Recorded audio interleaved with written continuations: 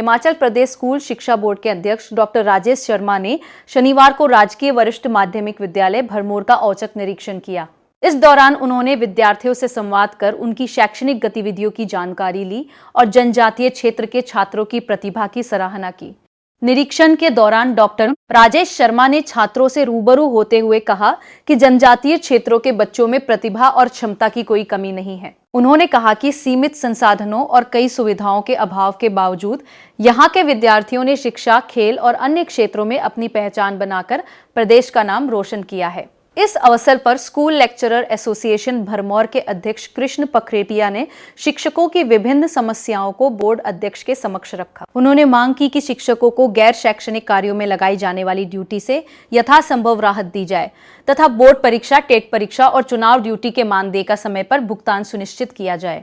इस पर डॉक्टर राजेश शर्मा ने आश्वासन दिया कि जो विषय उनके अधिकार क्षेत्र में आते हैं उन्हें प्राथमिकता के आधार पर हल किया जाएगा। वहीं सरकार स्तर से जुड़े मुद्दों को मुख्यमंत्री सुखविंदर सिंह सुक्खू के समक्ष रखा जाएगा। निरीक्षण के दौरान विद्यालय के शिक्षकों, विद्यार्थियों एवं स्थानीय शिक्षा अधिकारियों की भी उपस्थिति रही। भरमौर से संवाददाता विनोद कुमार की रिपोर्ट।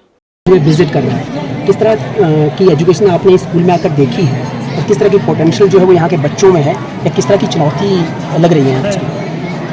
मेरा मानना है जो आदमी एक्सपीरियंस से निकलता है वो बेटर परफॉर्म कर पाता है। वो जो ट्राइबल एरिया के बच्चे हैं उनके लिए मेरे मन में खास स्नेह है कि जितनी भीषण परिस्थितियों से वो पढ़ते हैं, आने जाने का टेरेन इतना मुश्किल होता है, पढ़ाई के लिए इनको जो पैदल चल के आना पड़ता है, उस मुश्किल हालातों में भी वो जब पढ़ के परफॉर्म करते हैं। जब मैं ऑनर बोर्ड पे बच्चों के नाम देख रहा था तो 90% से ऊपर मार्क्स लिए हैं, तो ये बधाई के पात्र हैं बच्चे।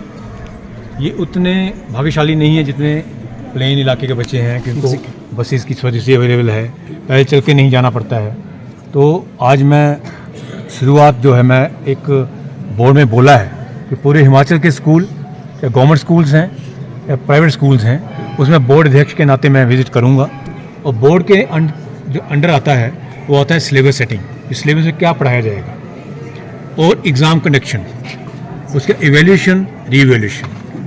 मेरा मकसद है कि हम नेशनल एजुकेशन पॉलिसी जो सेंट्रल गवर्नमेंट ने 2020 में लागू करी है वो बहुत सी स्टेट्स उसको लागू नहीं कर रही हैं जी। तो हिमाचल प्रदेश भारतवर्ष का पहला राज्य बने जो नेशनल एजुकेशन पॉलिसी 2020 को लागू करे, कहाँ, धरातल पे, और उसका फ़ायदा जो है बच्चों को मिले। मैं उसी नाते ग्राउंड लेवल से रिपोर्ट दे रहा हूँ। जैसे आप पत्रकारिता फील्ड में होते ग्राउंड जीरो से बोल रहे हैं हम, तो मैं आज मैं भी ग्राउंड जीरो से बोल रहा हूँ। और मुझे खुशी है कि उसकी शुरुआत मैं भोलेनाथ की जो 84 टेम्पल है उसके स्कूल से कर रहा हूँ। बाबा जी का आशीर्वाद लेने के बाद कर रहा हूँ। मुझे लगता है कि इसमें मुझे कामयाबी मिलेगी। और हिमाचल प्रदेश सरकार की जो सोच है, माननीय ठाकुर सुखविंदर सिंह सुक्खू जी की अध्यक्षता में, जो हमारे मुख्यमंत्री हैं, कि शिक्षा का स्तर ऊपर जाना चाहिए।